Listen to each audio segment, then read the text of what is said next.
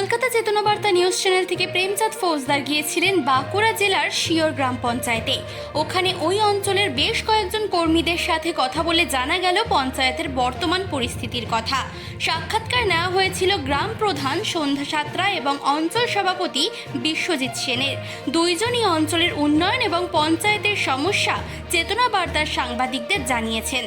আমাদের যে অফিসটা এবং আমার সভাপতি, আমার যেসব সঞ্চালিকা এবং সমস্ত কর্মীরা আছে, সদস্যরা সকলেই আমরা কিন্তু এক ফ্যামিলি করে আমরা মনে করি।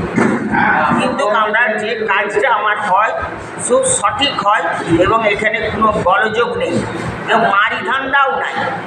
আমাদের লোক খেটে কাজ করে কিন্তু কোনো বিনিময়ে নিয়ে আরও কাজ করে। আর একটা কথা হচ্ছে যে আমাদের কিছু অর্থের অভাবে আমরা কিন্তু সব সঠিক পরিষেবাগুলো দিতে পারছি না। যেমন ধরুন, যদি আজ পুনর্বাসনের ঘরগুলো আসতো তাহলে প্রত্যেকটি মানুষ পেলে খুব আনন্দিত হতাম এবং আজকে একটা তিরপলের জন্য মানুষ হাহাকার করে আসে। একটা তিরপলে কী আছে? কিছুই নাই। একবার ঝড় দিলেও তিরপলটা উড়ে চলে গেল। কিন্তু এরকম প্রত্যেকটি যদি পরিষেবা আমরা কাউকে দিবই না, যতটুকু থাকে দিদি বলে গেছেন যে কাউকে নিহাতে নিপাতে অঞ্চল থেকে বার করে দিও না, যতটুকু থাকে আমরা ততটুকুই থাকবো। এইটুকুই আমাদের কাছে। শিওর পঞ্চায়েতের প্রধান হিসাবে আপনি কতদিন আছেন? আমি 5 বছর হয়ে গেল, এই 6 বছর পড়েছে। জানি না মা সারদা আমাকে কী করবে, মা যেমনভাবে চালাবেন আমি সেইভাবে। আমাদের পঞ্চায়েতের আন্ডারে তো জয়রামবাটি। আমার জয়রামবাটি, আমি জয়রামবাটির বাসিন্দা এবং জয়রামবাটি আমি মানুষ এবং মায়ের কাছ থেকেই মা পাঠিয়েছে, আমি মায়ের কাছেই আছি। আচ্ছা, পঞ্চায়েতে উন্নয়ন করতে আপনার কেমন লাগছে? আমার খুব আনন্দ লাগছে। আমি সকাল 11টা থেকে আসি, 5টা থেকে বাড়ি যাই। মানে কন্টিনিউ 11টা থেকে পঞ্চায়েতে থাকেন? হ্যাঁ, 5টার সময় বাড়ি যাই।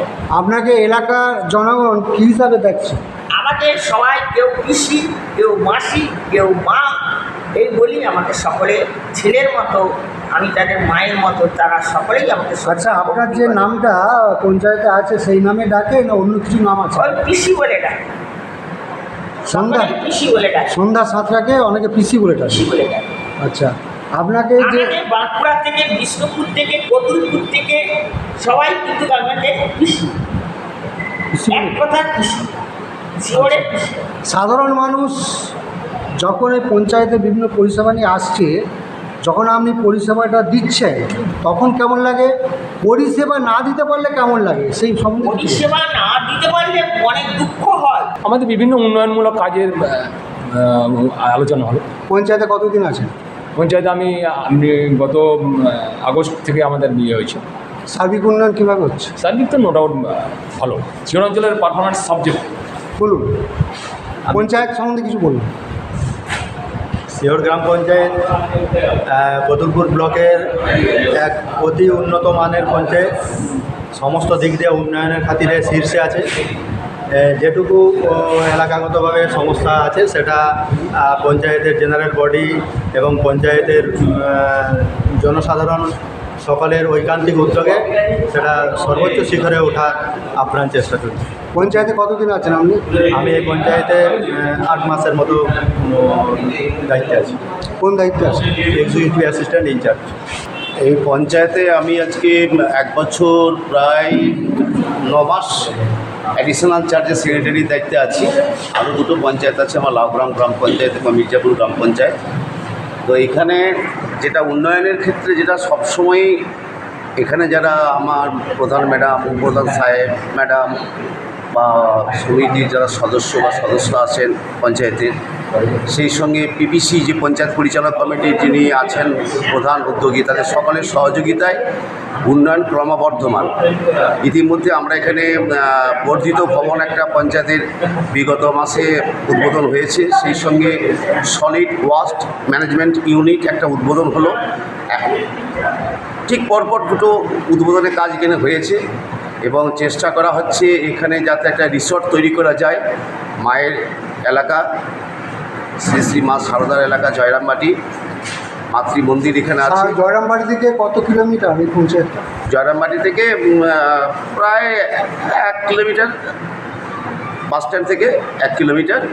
তো পরিষেবা দেওয়ার ক্ষেত্রেও প্রতিনিয়ত যাতে মানুষ এসে পরিষেবা পায়, মানুষ যাতে ফিরে না যায়, সেক্ষেত্রেও আমরা কর্মচারীরা প্রতিনিয়ত নিজেদেরকে উদ্যোগী করে রাখি। পঞ্চায়েত বলতে শিওর গ্রাম পঞ্চায়েত এমনি একটা মমতা ব্যানার্জির আদর্শে অনুপ্রাণিত হয়ে গোটা পঞ্চায়েত কাজ করে। এখানকার সমস্ত গ্রাম পঞ্চায়েতের যারা প্রতিনিধি আছেন, পঞ্চায়েতের প্রধান, উপপ্রধান এবং পঞ্চায়েতের যারা আধিকারিক বৃন্দ আছেন, তারা একটা সমষ্টিগতভাবে একটা পরিবারের মতো চালান। আমাদের প্রথম এবং শেষ মোটো সেটা হচ্ছে দিদি যেভাবে বেঁধে দিয়েছেন যে আমাদের গ্রাম পঞ্চায়েত থেকে একটি মানুষও যেন অসন্তুষ্ট হয়ে ফিরে না যায়। এটা হচ্ছে প্রথম আমাদের মোটো। দিস ইজ আওয়ার মোটো, কি না একটি গ্রাম পঞ্চায়েতে একটি মানুষও যেন নিরাশ হয়ে বা ব্যর্থ মনোরথ হয়ে ফিরে না যায়। আমরা সেভাবেই কাজ করার চেষ্টা করি।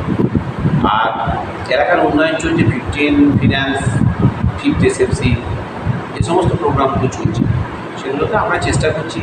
ডিমান্ড তো মানুষের অনেক, রাস্তাঘাট, জল অলরেডি মমতা ব্যানার্জি বাড়িতে বাড়িতে পৌঁছে দেওয়ার যে অঙ্গীকার করেছেন তার কাজ দ্রুত গতিতে চলছে, যুদ্ধকালীন তৎপরতার সঙ্গে কাজ চলছে, যেটা আপনারা এলাকায় ঘুরে দেখতে পাবেন।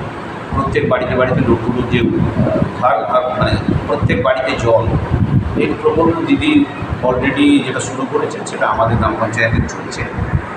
আর অন্যান্য রাস্তাঘাট আরও প্রচুর টাকার দরকার, কিন্তু সেটা সবচেয়ে যেটা প্রবলেম আমরা ফেস করছি সেটা হচ্ছে কেন্দ্রীয় সরকারের একটা বিমাতৃসুলভ একটা আচরণ। গ্রাম পঞ্চায়েতগুলো যেভাবে টাকা আসার কথা ছিল সেভাবে আসছে না। 15 ফিন্যান্সে যে টাকা দেওয়ার কথা সেই টাকা দিতে পারছে না। সবচেয়ে বড় কথা হচ্ছে, যেটা খুব দুঃখের ব্যাপার, গরিব মানুষ প্রচুর কাজ করেছে, 100 দিনের কাজ, তাদের হাতে আমরা টাকা তুলে দিতে পারিনি। কারণ কি, কেন্দ্রীয় সরকার বঞ্চনা, ভয়ঙ্কর বঞ্চনা কেন্দ্রীয় সরকারের। পশ্চিমবাংলার উপরে কেন এত রাগ আমি জানি না। পশ্চিমবাংলার মানুষ হয়তো বিজেপিকে সঙ্গ দেয়নি বলেই এরকম ধরনের করছে। আলটিমেটলি যেটা টাকাটা থাকার মানে ঢোকার কথা ছিল সেই টাকা ঢুকছে না বলে আমাদের কাজের গতি অনেক স্লথ হয়ে যাচ্ছে। আমরা বলবো টাকা আগে দিতে হবে, এটার জন্য লড়াই আন্দোলন চলছে। আরেকটা জিনিস হচ্ছে কি, PMAY টাকা, প্রধানমন্ত্রী আবাস যোজনার টাকা, গোটা বাংলা আজকে বাংলার সাথে আমাদের অঞ্চলে বঞ্চিত। অনেক খেটে খাওয়া মানুষ আছে, গরিব শ্রমিক সম্প্রদায়ের মানুষ, তপশিলি জাতি উপজাতিভুক্ত মানুষ যাদের মাথার উপরে ছাদ নেই। আমরা দীর্ঘ লড়াই আন্দোলন করছি যে এটা আমাদের দিতে হবে। সব রাজ্য পাচ্ছে, বিজেপি শাসিত রাজ্যগুলো পাচ্ছে, অথচ পশ্চিমবাংলাকে কেন দেওয়া হবে না, এটা নিয়ে আমাদের একটা ব্যাপক ক্ষোভ বিক্ষোভ আছে। তার ক্ষোভ বিক্ষোভের প্রতিচ্ছায়া আজকে 2024-এর যে লোকসভা নির্বাচন সেটাতে আপনারা দেখতেই পেয়েছেন। 29টা আসন আমরা পেয়েছি। মানে মানুষ এদেরকে ঘৃণার চোখে দেখছে যে এইভাবে টাকা কেন রাখতে রাখবো। আমরা একটা ফেডারেল স্ট্রাকচারে বসবাস করি, যুক্তরাষ্ট্রীয় পরিকাঠামোয় বসবাস করি। তো যুক্তরাষ্ট্রীয় পরিকাঠামোয় তোমার তো অ্যাকচুয়ালি তুমি বঞ্চনা করতে পারো না একটা রাজ্যকে এইভাবে। সেই জায়গায় একটা বিরাট ক্ষোভ। PMAY টাকা দিচ্ছে না, 100 দিনের টাকা দিদি দিয়েছেন যা দেওয়ার, কিন্তু কেন্দ্রের যে আমাদের টাকা প্রাপ্য সেই টাকা দিচ্ছে না। কেন দিচ্ছে না? এটা আমাদের বারে বারে কৈফিয়ত। আমাদের একটা লড়াই আন্দোলন বিগত দিনে অভিষেক বন্দ্যোপাধ্যায়ের নেতৃত্বে একটা লড়াই আন্দোলন হয়েছিল। আগামী দিন ওই তরুণ প্রজন্মের যিনি উঠে এসেছেন অভিষেক বন্দ্যোপাধ্যায়, তার উপরে বাংলার মানুষ আস্থা রাখছেন। আবার তার নেতৃত্বে লড়াই হবে। 100 দিনের টাকা আমাদেরকে দিতে হবেই। আর এইগুলো যদি আমরা পাই তাহলে পঞ্চায়েতের কাজ নিরবিচ্ছিন্নভাবে আরও ভালোভাবে করা যাবে এবং প্রচুর মানুষ উপকৃত হবে। বাঁকুড়া থেকে প্রেমচাঁদ ফৌজদারের রিপোর্ট, চেতনা বার্তা। জেগে থাকে, জাগিয়ে রাখে।